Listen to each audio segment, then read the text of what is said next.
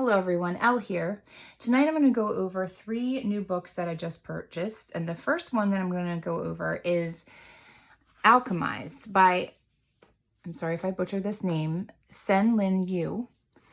And I love the hardcovers, dust jacket on this book. It has got that dark, eerie, woodsy, old time, like Gothic estate with the Gothic windows and the old gates.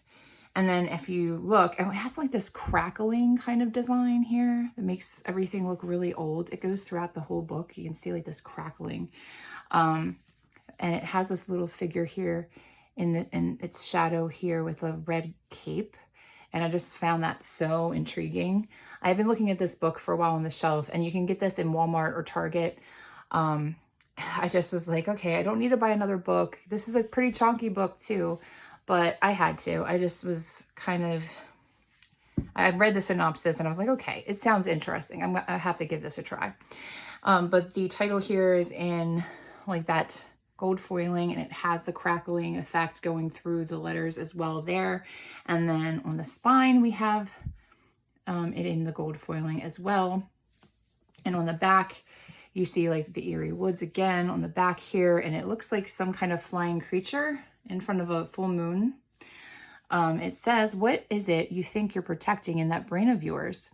The war's over. Holdfast is dead. The eternal flame extinguished. There's no one left for you to save." So let's look inside. We have the author bio on this side of the sleeve of the dust jacket. And then we have this pattern here on the inside of the back of the book. Different, like, I guess, alchemist symbols and equipment and all that. And then in the front, we also have the same here. And then the book itself, without the dust jacket, we have this beautiful gold foiling of a dragon, and it's in a circle and it's eating its tail, it looks like. So it almost reminds me of the snake that eats its tail symbol, but this is the dragon. And then we have the gold foiling on the side, on the spine, and nothing on the back. We don't have any sprayed edges for this hardcover, but it does have a nice shiny dragon on the front of it, so that's pretty nice. Let's look at the dust jacket. So we do have some design here on the inside of the dust jacket, and it looks like a floral maze. And we have some swords here. We have a potion bottle up here. We have some flowers that looks like roses. And then we have a statue that is in the center of the maze. So that is a nice little decorative dust jacket. Let's go ahead and put this hardcover back in the dust jacket and read the blurb, so I can share with you what this story is supposed to be about. If you already read this story and you liked it, go ahead and leave a comment in the video. This is a pretty heavy book, but I'm going to lift this up so we can see.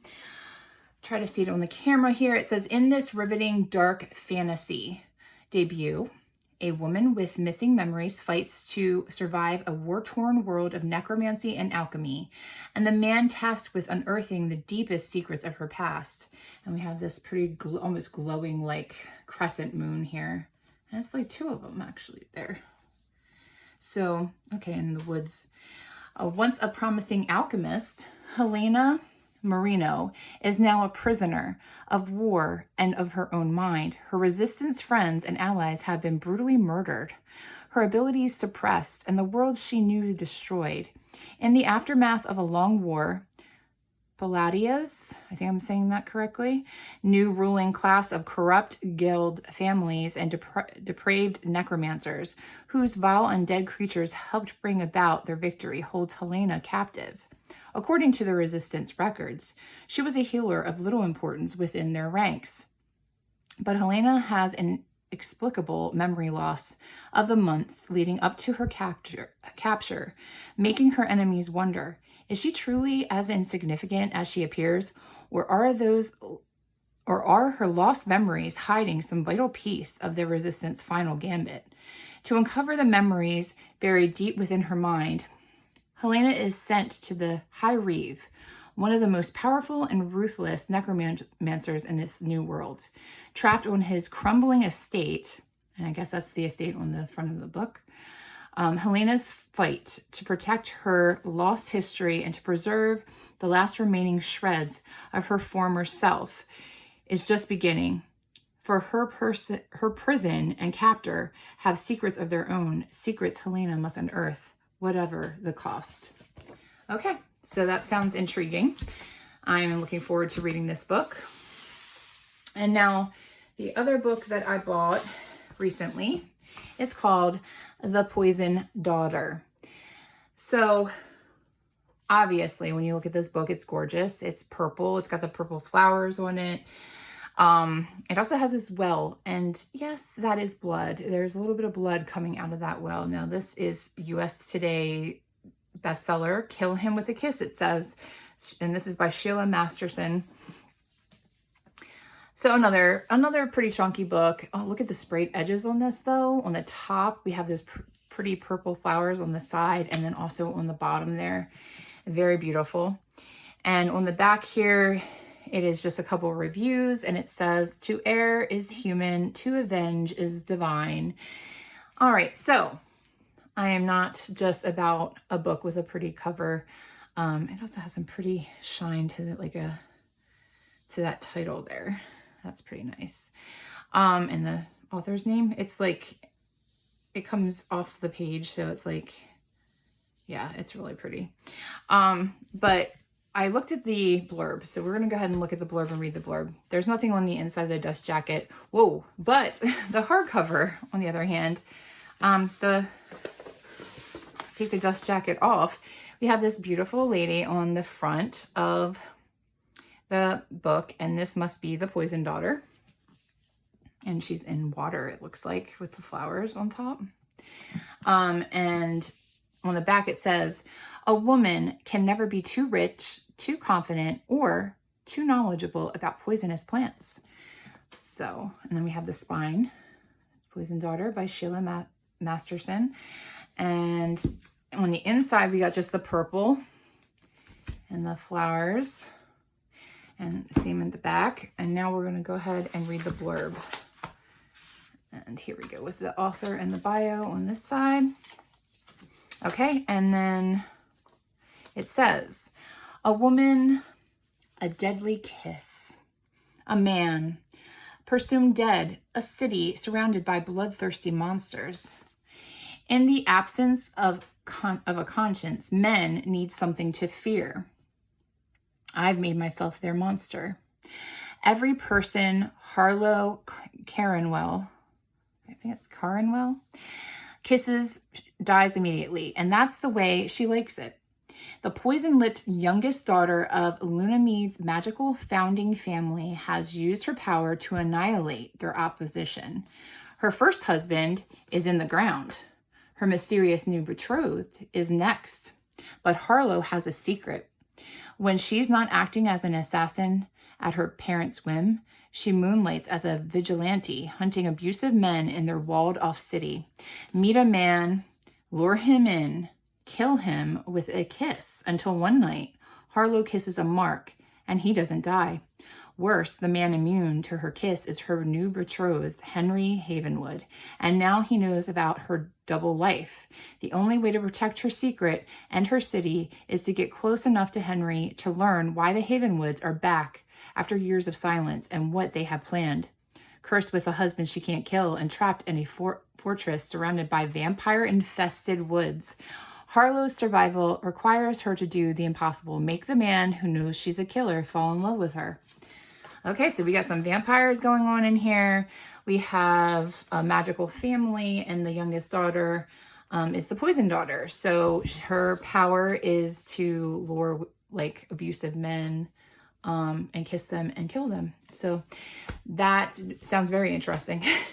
Not all books are like fairy tales, and not all books are like that warm and cozy love stories. And, you know, you got to change it up a little bit. So yeah, I'm definitely interested in reading The Poison Daughter. I like that little drip of blood coming from the G there. I didn't see that before. That's interesting right there. Is that on the side as well? Yes, it is. Okay, so that is another book that I bought. And now the paperback book that I just recently bought is called Play Nice by Rachel Harrison. It says, home is where the horror is. And I don't usually read horror books, but I wanted to get these 3 books because it is getting closer to fall. I wanted to change it up a little bit. I've been reading a lot of cozy romance books, or some young adult romanticises, some adult romanticises. So I wanted to get something and change it up and read some like a little bit more scary horror. This is supposed to be like horror, but comedy horror. So we'll see how this goes. This is a very skinny book. So, and it didn't come in hardcover. It was only in paperback. But I've also seen this on the shelf a couple times, and I was like, okay, I'm intrigued by the design. It's got this cute little Victorian house, typical haunted house looking design, and like an eyeball in the in the window, like somebody's watching you. You got the spider webs. You got like this long devil looking tail or demon tail with the blood at the end of it. It says a New York Times bestseller. And at the top here, it says Harrison's feminist horror novels are some of the most original and entertaining out there, by the New York Times. So I did read the synopsis. I'm going to read that to you now, and tell you why I was interested in this book. It is just waiting for you to come home. Cleo Louise Barnes leads a picture-perfect life as a stylist and influencer, but beneath the glossy veneer, she harbors a not-so-glamorous secret. She grew up in a haunted house. Well, not haunted, possessed. After Cleo's parents' messy divorce, her mother Alex moved Cleo and her sisters into a house occupied by a demon, or so Alex claimed. That's not what Cleo's sisters remember or what the courts determined when they stripped her of custody after she went off the deep end. But Alex was insistent. She even wrote a book about her experience in the house. After Alex's sudden death, the supposedly possessed house passes to Cleo and her sisters. Where her sisters see childhood trauma, Cleo sees an opportunity for house flipping content. Only as the home makeover process begins, Cleo discovers there might be some truth to her mother's claims. As memories resurface and Cleo finally reads her mother's book, a sinister presence in the house manifests, revealing ugly truths that threaten to shake Cleo's beautiful life to its very foundation. Oh, wow. So this house actually looks like a house that my parents almost bought in Pennsylvania, but we didn't. We didn't move into a house that looked like this. But when I was growing up, I did live in a childhood haunted house. I believe it was haunted. It was a townhome. And I do have sisters. My parents are divorced. But it's intriguing just thinking of the idea of like moving out of your childhood home and then moving back in. And I've never done that. When we moved out of the house that I had grew up in, we never moved back. But just the idea of like thinking that your house is haunted, you're grown up, you're an adult now, you know, you and your siblings are adults, and then you inherit your childhood home and it was haunted, and you move back in and you try to renovate it. And of course, the haunted stories say, like, when you try to renovate a house, whatever's in the house, spirits, a demon, whatever it is, it's not going to like that. So this seems intriguing. I'm interested in reading this book as well. All right, so those are the 3 books that I bought. And if you have read any of these books and liked any of these books, please leave a comment below and let me know which book you read. Or if you haven't read the books, are you interested in reading any of these books as it's, you know, approaching the fall season?